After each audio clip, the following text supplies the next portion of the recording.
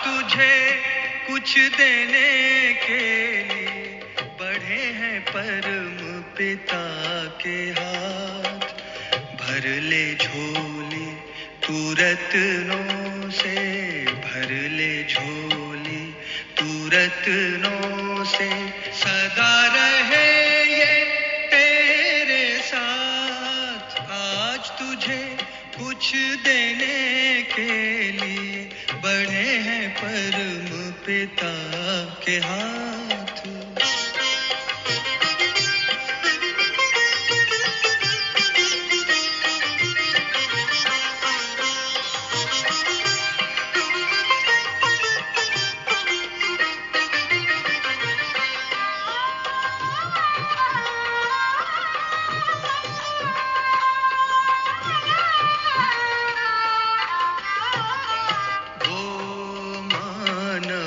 दुनिया में सदा ऊंच कहलाए, बिन सोचे भगवान जिस पर अपना सब लुटाए। लेता चल लुटाता चल, लेता चल लुटाता चल, बढ़े खजाना दिन और रात। आज तुझे कुछ देने के लिए बढ़े हैं परम पिता के हाथ।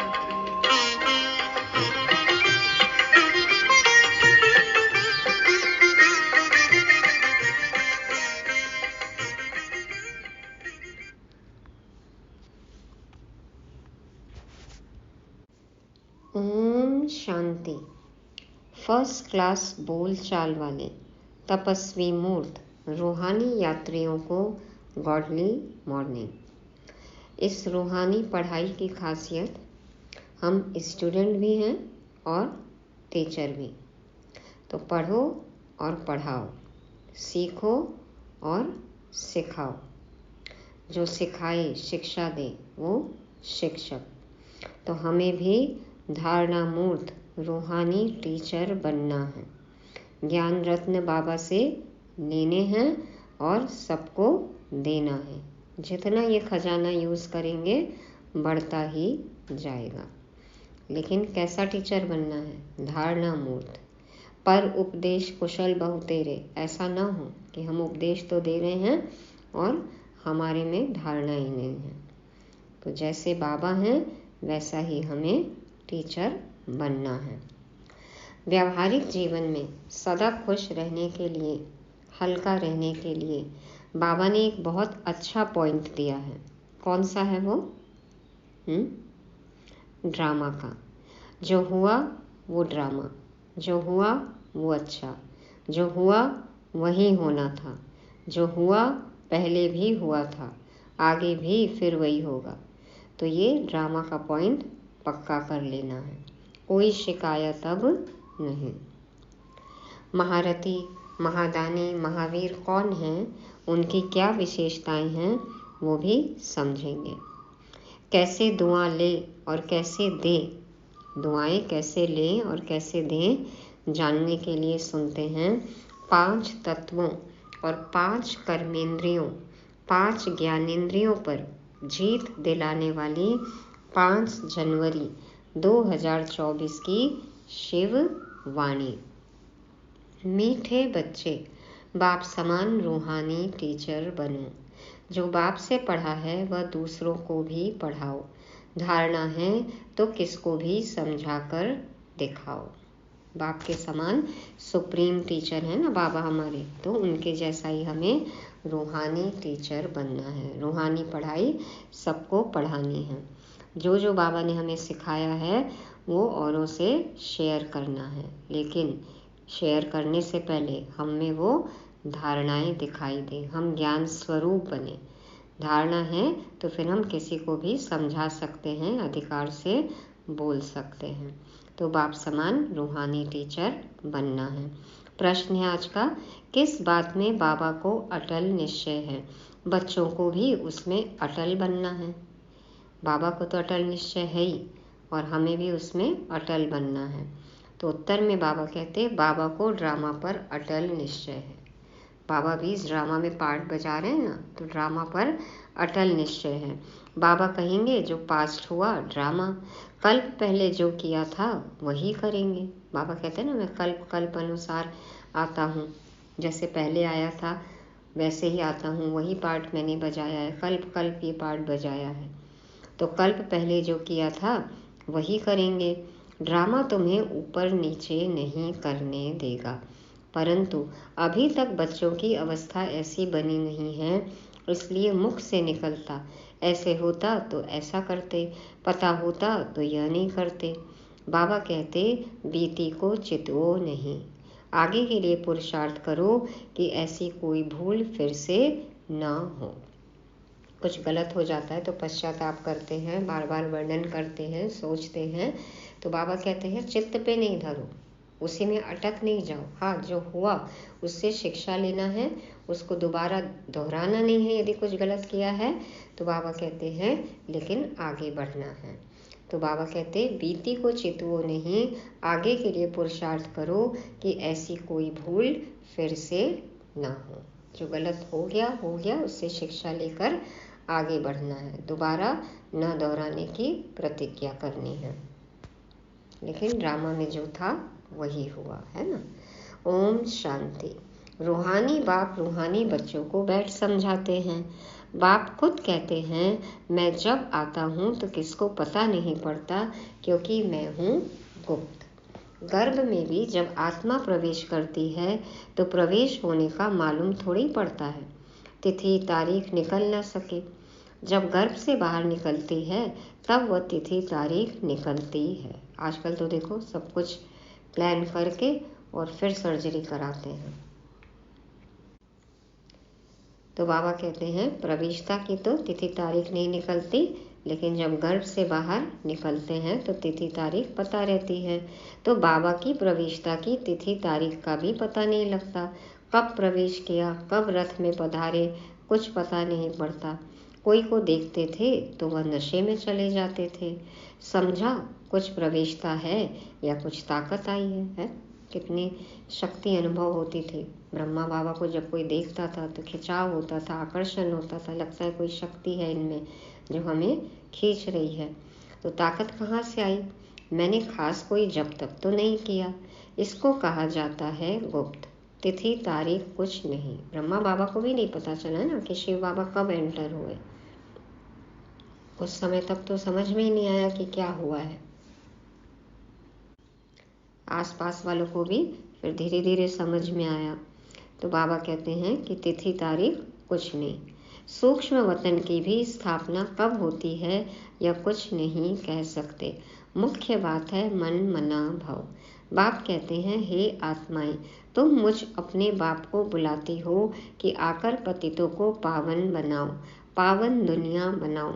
बाप समझाते हैं ड्रामा प्लान अनुसार जब मुझे आना होता है तो चेंज जरूर होती है।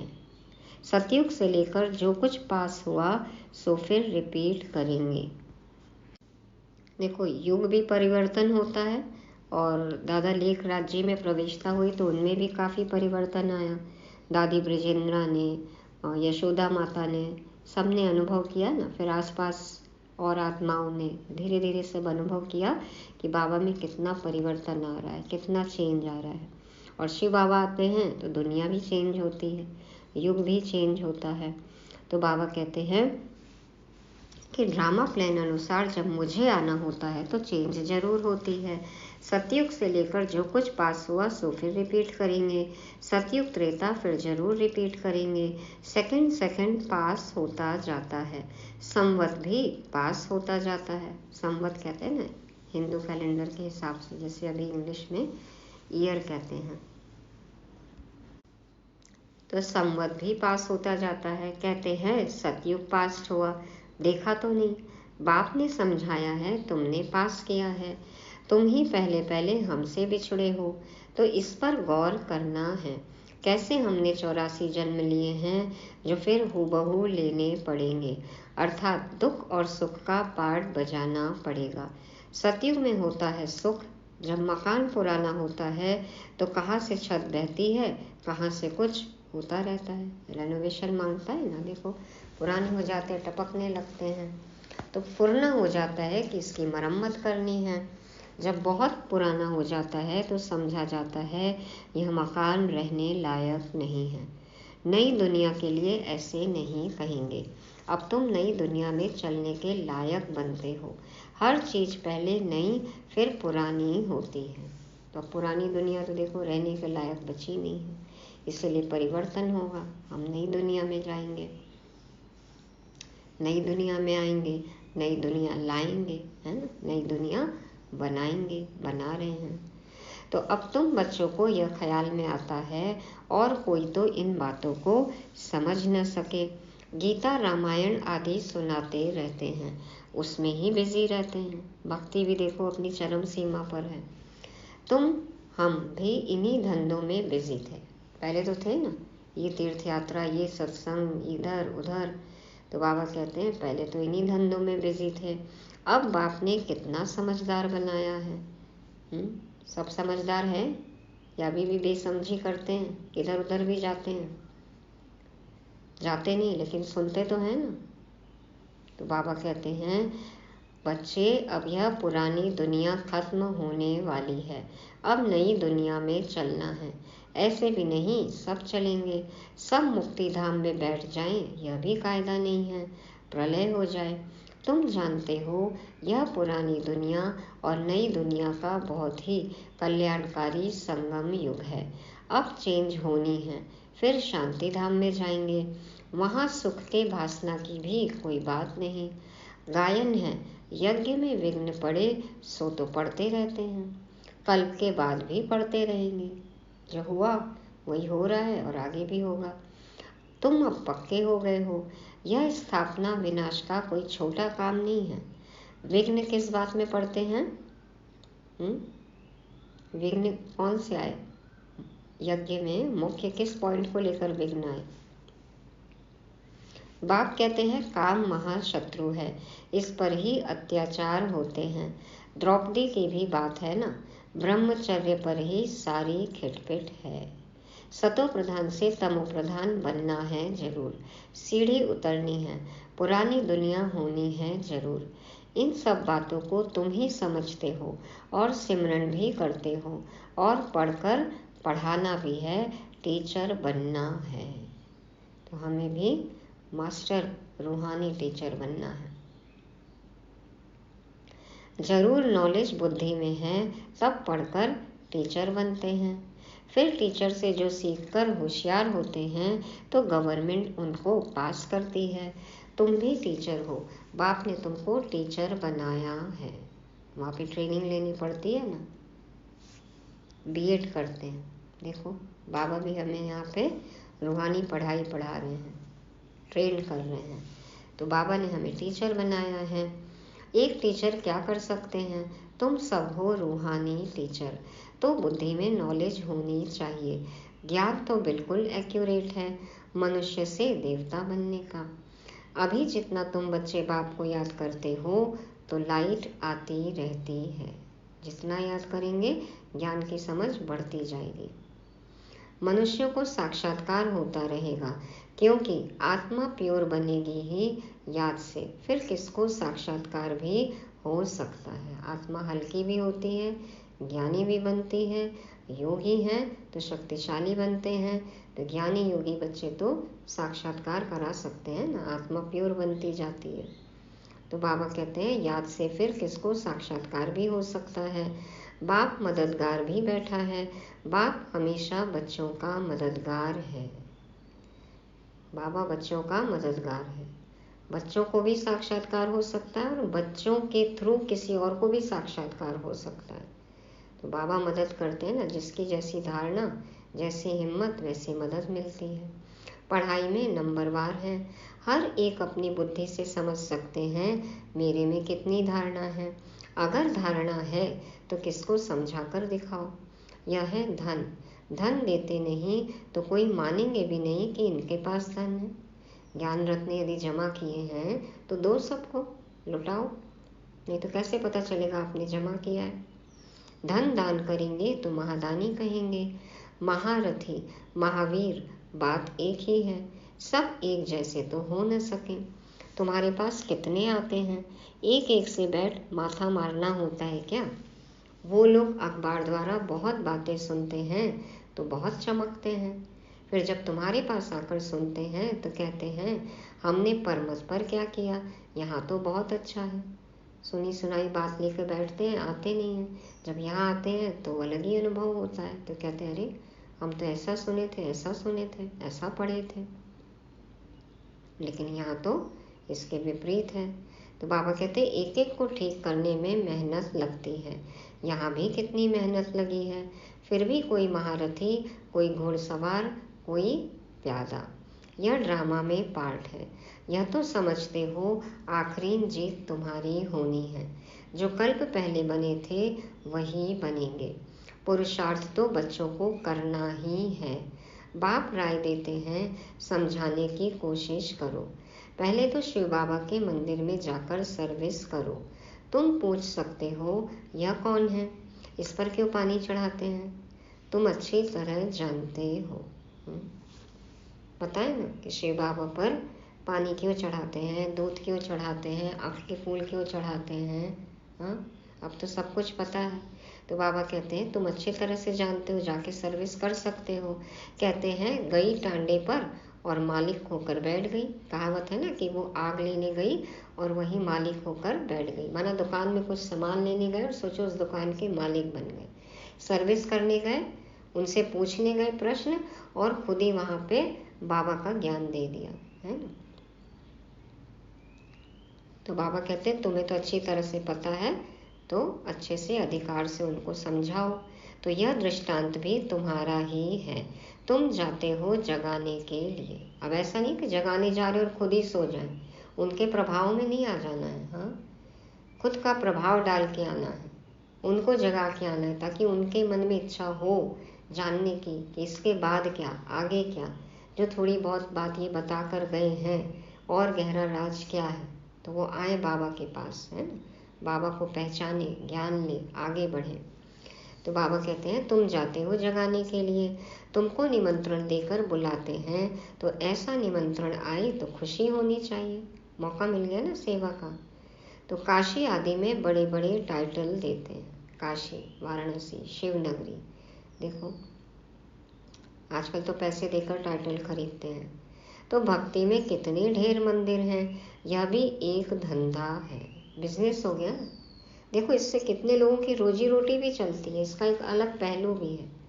कोई त्योहार है, उत्सव है, शादी ब्याह, ये सब समारोह होते हैं, तो कई लोगों का घर भी चलता है, रोजगार भी मिलता है। भक्ति में कितने ढेर मंदिर हैं, यह भी एक धंधा है। लेकिन भक्ति को भी एक बिजनेस बना लिया, व्यापार बना लिया है।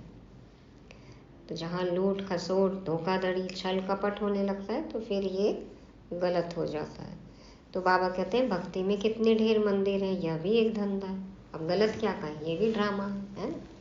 देखो गिरते आए, तभी तो बाबा आए उठाने के लिए।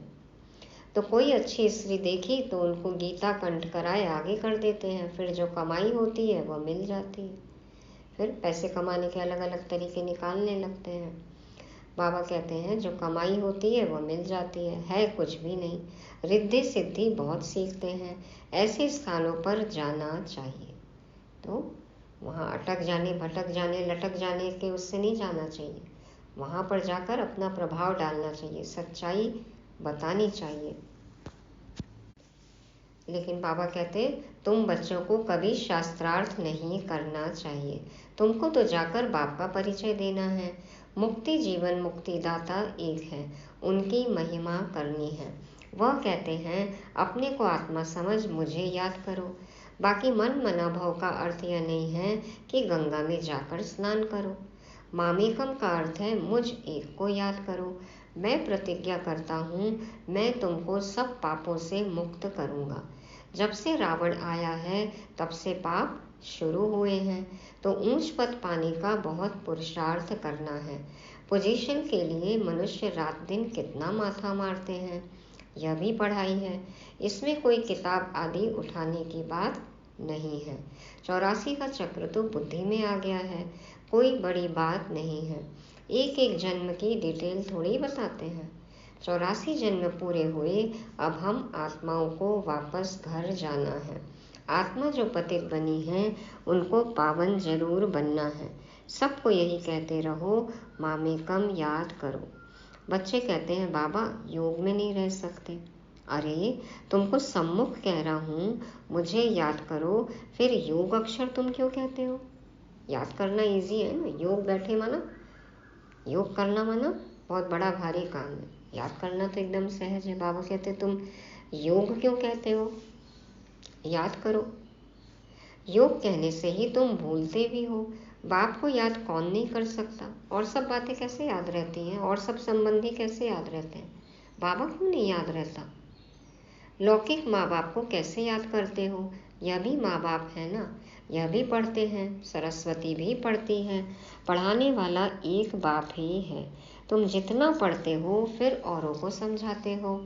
बाप कहते हैं बच्चे, शास्त्र पढ़ने जप तप करने से मुझे प्राप्त नहीं कर सकते हो, बाकी फ़ायदा क्या है?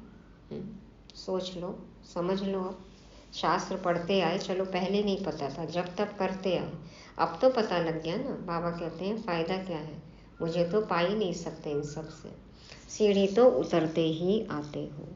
प्रूफ क्या है? सीढ़ी उतरते आए, गिरते आए। तुम्हारा कोई दुश्मन नहीं, फिर भी तुमको समझाना है जरूर कि पाप और पुण्य कैसे जमा होता है। रावण राज्य के बाद ही तुमने पाप करना शुरू किया है। ऐसे भी बच्चे हैं जिनको नई दुनिया पुरानी दुनिया क्या है यह भी समझाने नहीं आता है। अब बाप कहते हैं कि बेहद के बाप को याद करो, वही पतित पावन है। बाकी तुमको कहाँ भी जाने की जरूरत नहीं है। भक्ति मार्ग में सदैव पैर घर से बाहर निकलता था।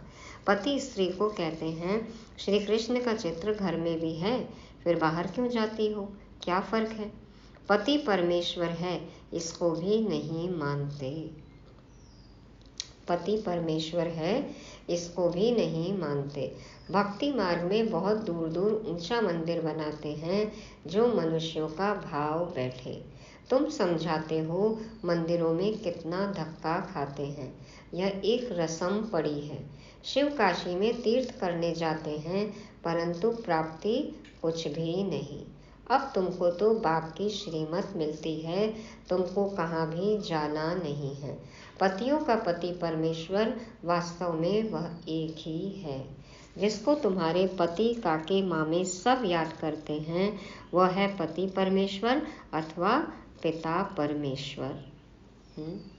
पति को परमेश्वर मानते आए, लेकिन अब पता चला ना कि परमेश्वर ही पति है। साजन का भी साजन। पिता परमेश्वर, पति परमेश्वर, परमेश्वर पति, अंतर स्पष्ट है ना। देखो मंदिर इतने दूर दूर क्यों बनाते हैं? ताकि मनुष्यों का भाव बैठे।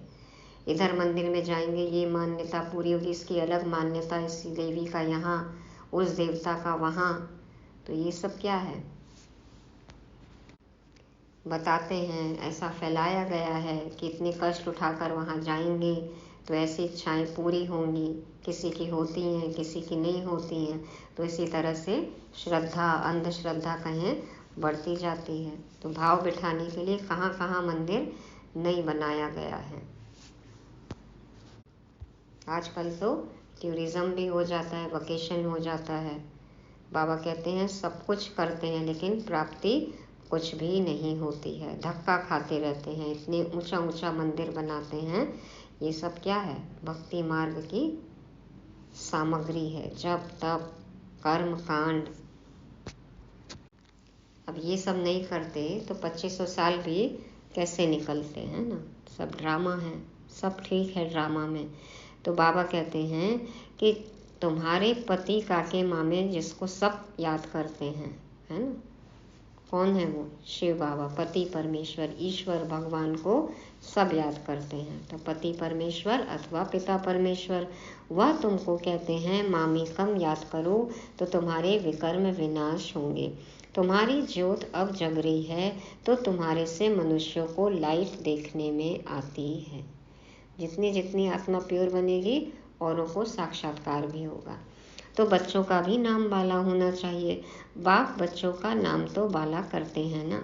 सुदेश बच्ची समझाने में बड़ी तीखी है। देखो बाबा सुदेश दीदी को याद कर रहे हैं। पुरुषार्थ बहुत अच्छा किया है तो पुरानों से भी आगे गई है। इसमें भी जास्ती पुरुषार्थ कर आगे चली जाएगी। देखो अभी सुदेश दीदी जर्मनी जो सेवा स्थान है वहाँ संभालती हैं। पहले लंदन में भी थी।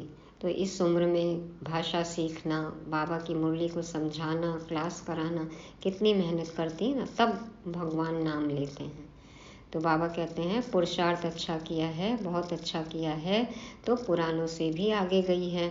इसमें भी जास्ती पुरुषार्थ कर आगे चली जाएगी। सारा मदार पुरुषार्थ पर है। हार्ट फेल नहीं होना चाहिए। पिछाड़ी में आया तो भी सेकंड में जीवन मुक्ति पा सकते हैं। हमें तो और भी मौका है ना। सब ज्ञान की क्लैरिटी हमारे सामने है, बिल्कुल मक्खन खा रहे हैं हम तो कितना आगे जा सकते हैं। दिन प्रतिदिन ऐसे बहुत निकलते रहेंगे। ड्रामा में तुम्हारा विजय का पार्ट तो है ही, विघ्न भी पड़ने हैं। और कोई सत्संगों में ऐसे विघ्न नहीं पड़ते हैं। यहाँ विकारों पर ही हंगामा होता है। गायन भी है, अमृत छोड़ विष काहे को खाए। जब ज्ञानामृत मिल रहा है तो फिर काम विकार रूपी विष क्यों खाना है, क्यों जाना है। सुख मिल रहा है तो दुख की दुनिया में क्यों जाना है। ज्ञान से एक देवी देवता धर्म की स्थापना हो जाती है। सतयुग में रावण राज्य हो न सके। समझानी कितनी साफ है। राम राज्य के बाजू में ही रावण राज्य भी दिखाया है। तुम टाइम भी दिखाते हो। यह है संगम। दुनिया बदल रही है। स्थापना, पालना, विनाश कराने वाला एक बाप है बहुत सहज, परंतु धारणा पूरी होती नहीं और सब बातें याद रहती हैं, बाकी ज्ञान और योग भूल जाता है। पूरी दुनिया की और बातें बहुत याद रहती हैं और संबंध बहुत याद रहते हैं, लेकिन सिर्फ बाबा को हम भूल जाते, ज्ञान योग पढ़ाई सब भूल जाते हैं। तुम ऊंचते ऊंच भगवान की संतान हो। दिन प्रतिदिन तुम सॉल्वेंट होते जाते हो। जमा कर लें ज्ञान रत्न। जितना ज्ञान रत्न जमा करेंगे उतने साहूकार बनेंगे, धनवान बनेंगे, सॉल्वेंट बनेंगे। धन मिलता है ना, खर्चा भी आता जाता है।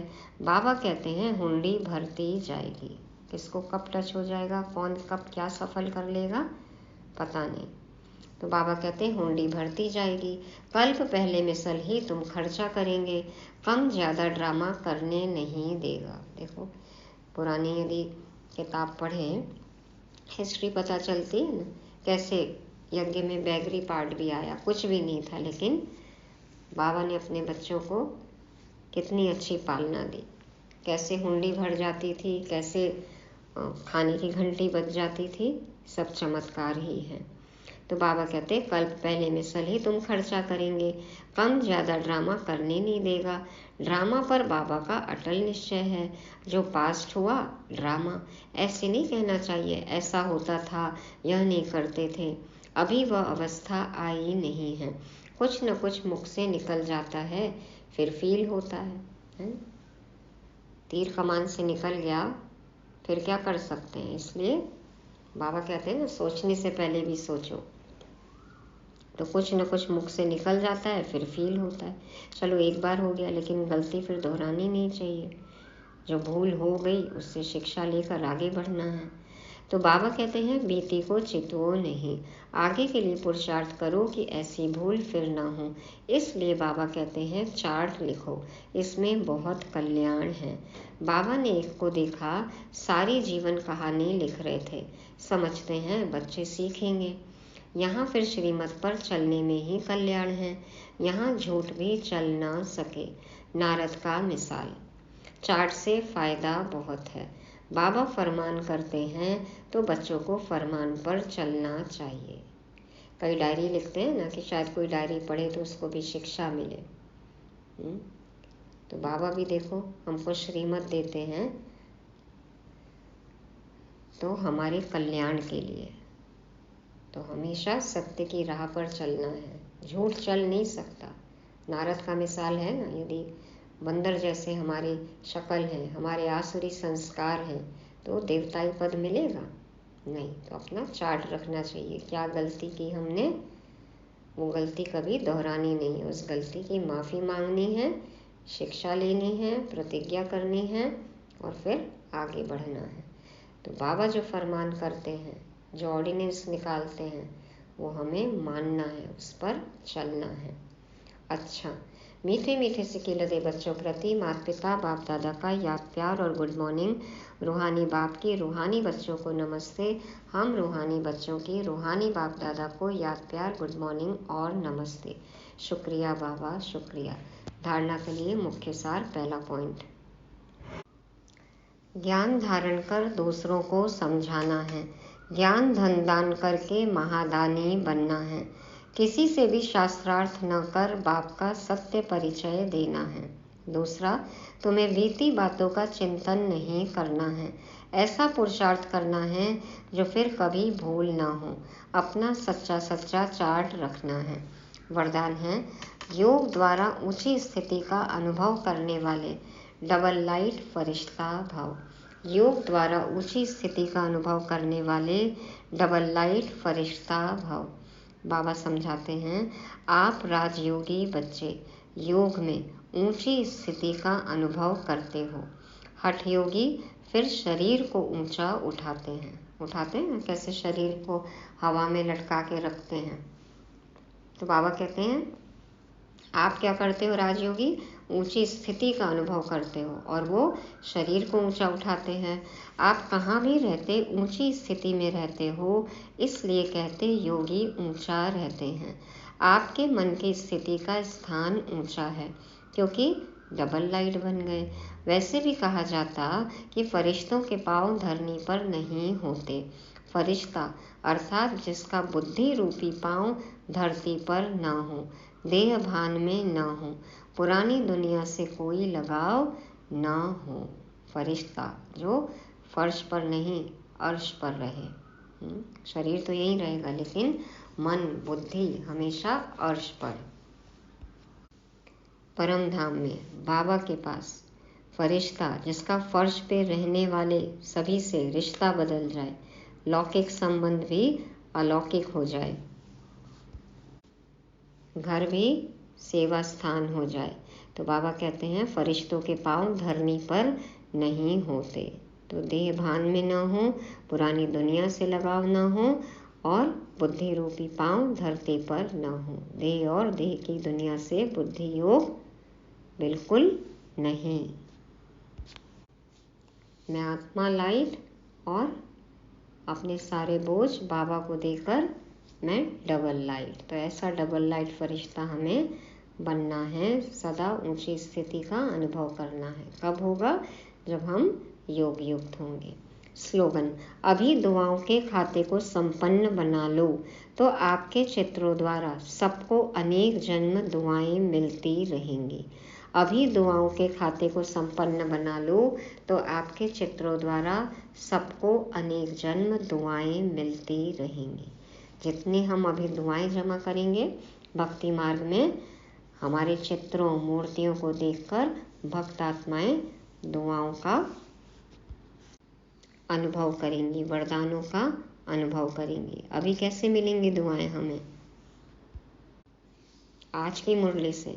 जितना हम खुद पहले धारणा मूर्त बनेंगे, पढ़ेंगे, औरों को पढ़ाएंगे, बाप का परिचय देंगे, उनमें भी परिवर्तन आएगा, उनके जीवन में खुशियाँ आएंगी, तो वो हमें दुआएं देंगे। तो ज्ञान रत्नों का दान करना है। बाबा से लो और सबको दो। तो सबसे दुआएं मिलेंगी हमें और बाबा से भी दुआएं मिलेंगी। तो हमारे दुआओं का खाता भरपूर हो जाएगा, हम संपन्न हो जाएंगे। अभी अव्यक्ति साइलेंस द्वारा डबल लाइट फरिश्ता स्थिति का अनुभव करने के लिए आज का पॉइंट है, फरिश्ता स्थिति का अनुभव करने के लिए अभी अभी आवाज़ में आते, डिस्कस करते, कैसे भी वातावरण में रहते सेकंड में सर्व संकल्पों को स्टॉप कर आवाज से परे न्यारे फरिश्ता स्थिति में टिक जाओ।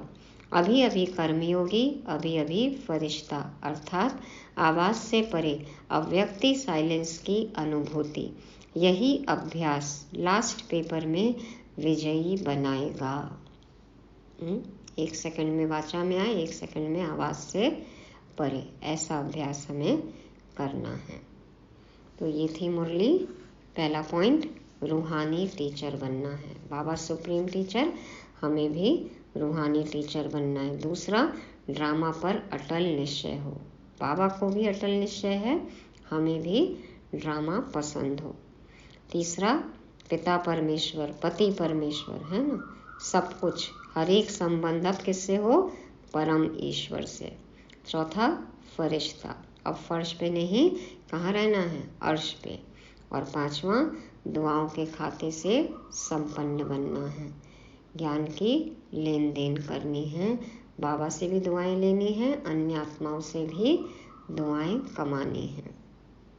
ओम शांति।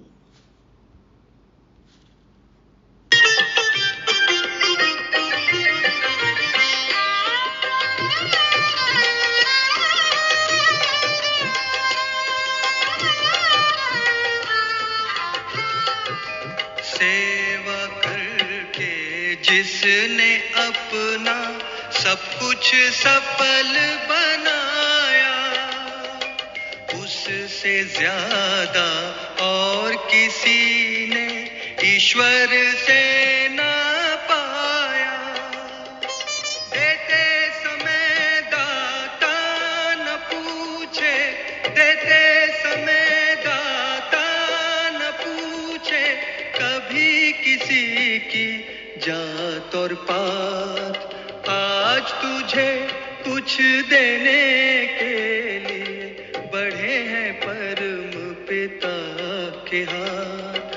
भर ले झोली तू रत्नों से, भर ले झोली तू रत्नों से।